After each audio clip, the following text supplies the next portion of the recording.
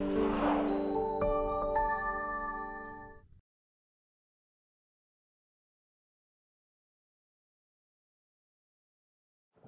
of my subscribers asked me, Tom, is the wall good practice?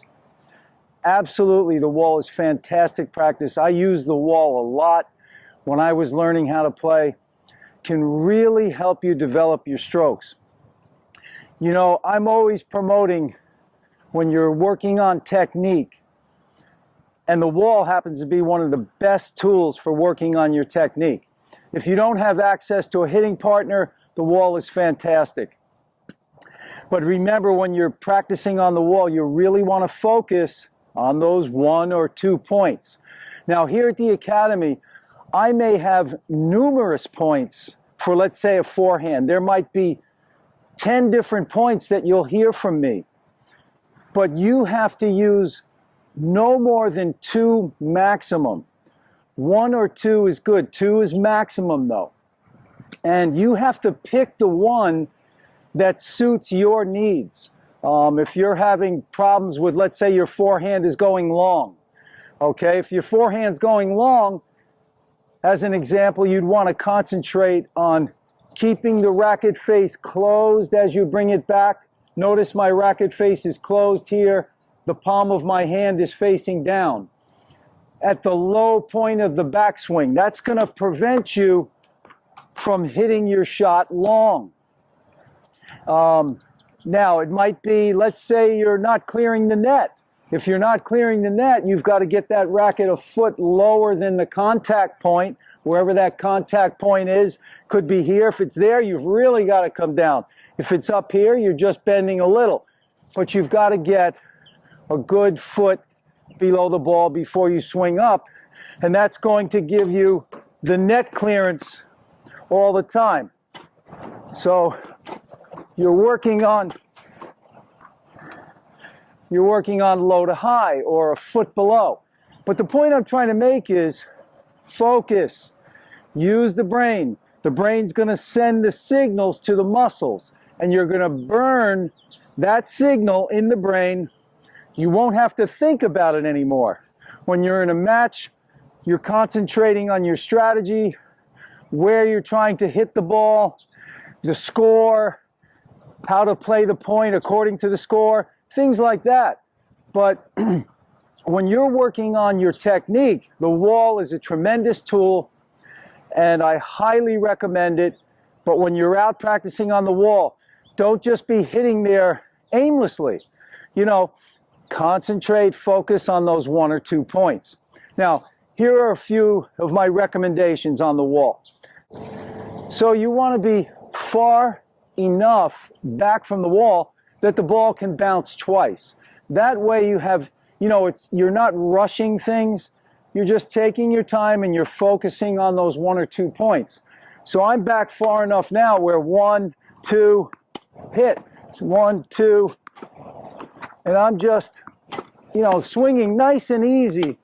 I'm not trying to kill the ball, and I'm just focusing, let's say, on those 1 or 2 points, like maybe it's palm down. And remember, you want the wrist pretty much fixed in the contact area. So I might be thinking palm down, fixed here. Now, once I get to here, then I can let the wrist go all I want.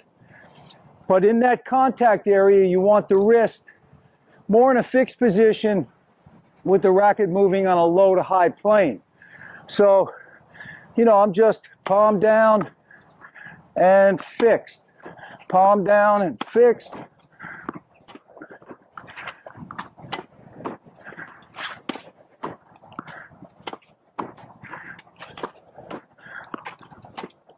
Okay, on the backhand, it can be the same thing. Things we've been working on recently with the one-hander: pull the rubber band, release the rubber band. Just keep the hitting arm nice and loose like spaghetti, so you're, all right? And remember, and you can let the ball bounce twice and just pull it back and let it rip.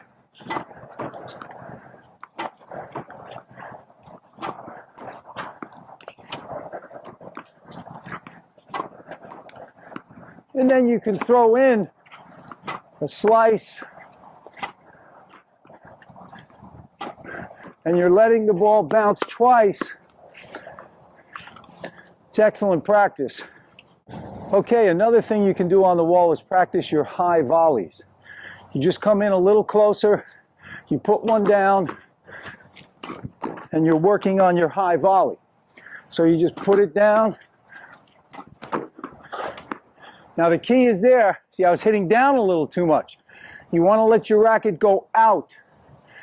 Remember, like it's on that tabletop and you're going straight across.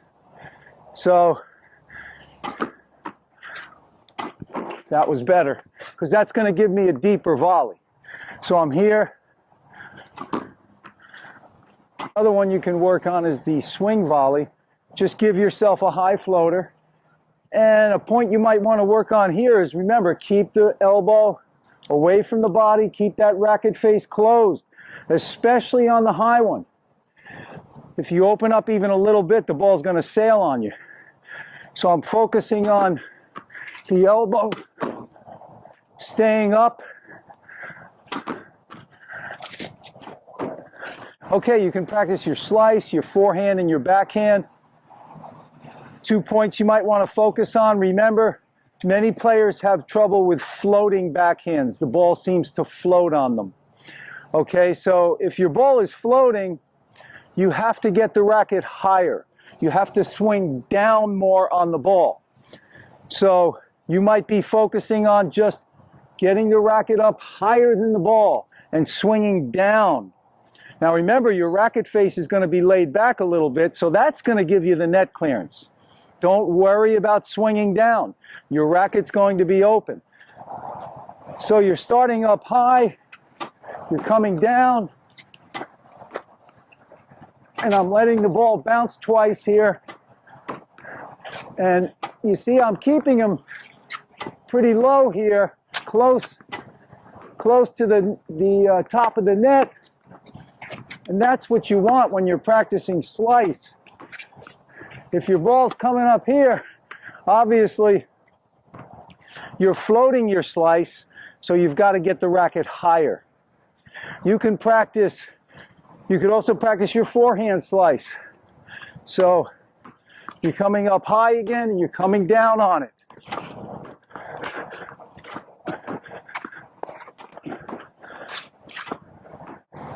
Remember, your racket is a little bit laid back, maybe 20 degrees. You can go even further, but then you're going to have to get the racket higher. It's more of a severe chop. Okay, what else can you practice? There's no end to it. You can practice them all. So approach shots as an example. So you might just put a ball up here and come in. Remember, on an approach shot, you don't want to stop. So you're going to hit it, and you keep coming in. Okay, on your topspin approach shot, remember, you're going to do that little hop as you come, and just keep going in. So here, I'm going to hop, keep coming. Keep coming. And don't waste your time when you're practicing on the wall and just hitting aimlessly. Focus. So I want to see the blur. And the toss is out in front. Okay, that was good. I saw the blur and the toss was out in front. Okay. You can practice overheads. Again, come in close, put one down.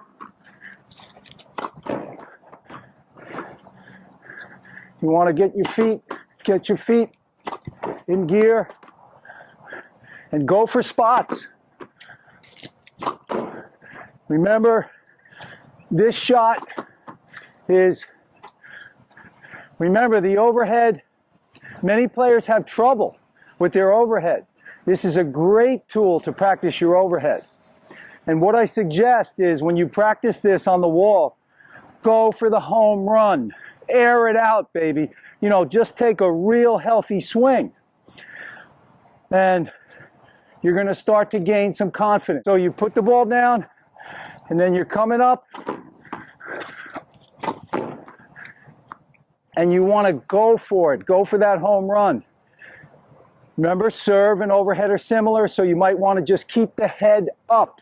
See the blur of the racket go by. That would be a good thought to have in mind. Of course, you've got volleys. You can practice your volleys. So you're in close, and you're just, that's a little half volley there. Okay. You see, that's about all the swing you need on a volley. Especially if, you know, your opponent's hitting a ball with pretty good pace. You want that short little swing. Remember the things we focused on in the volley video. Just a short backswing, short forward swing. You can go high to low a little bit if you want to underspin the control. You can go across the tabletop. But these are the kind of things that you really need to focus on when you're practicing these shots. So really, there's no end to practice on the wall. Excellent tool. You can practice every shot you're going to hit in a match. So get out, use the wall. It's a great tool. Because the wall helped me so much when I was coming up, I used to be out there at 30 degrees hitting on the wall. I had my gloves on, and it really helped me groove some strokes. In honor of the wall, we have the off-the-wall sale of the Consistent Tennis Wins Academy. Now's the chance to pick up all the videos that I've done online for a very, very reasonable price. If you want the physical copies of the DVDs, it's a little extra, but well worth it because it has a menu and you can go to different areas that you want to focus on. But anyway, it's a pleasure working with all my subscribers. My goal is to help you become an independent tennis player. Meaning, when you make mistakes, you don't have to look at the sideline, you know, at somebody, what did I do wrong? You know what you did wrong. And then you can fix it. Knowledge is power to fix mistakes. And that's what I'm going to give you. I'm very good. I'm being honest here. I'm not trying to brag or anything, but I'm very good with technique. So I can help you with that. So anyway, all the best. Happy hitting. Use the wall. You're going to improve. Have a good one.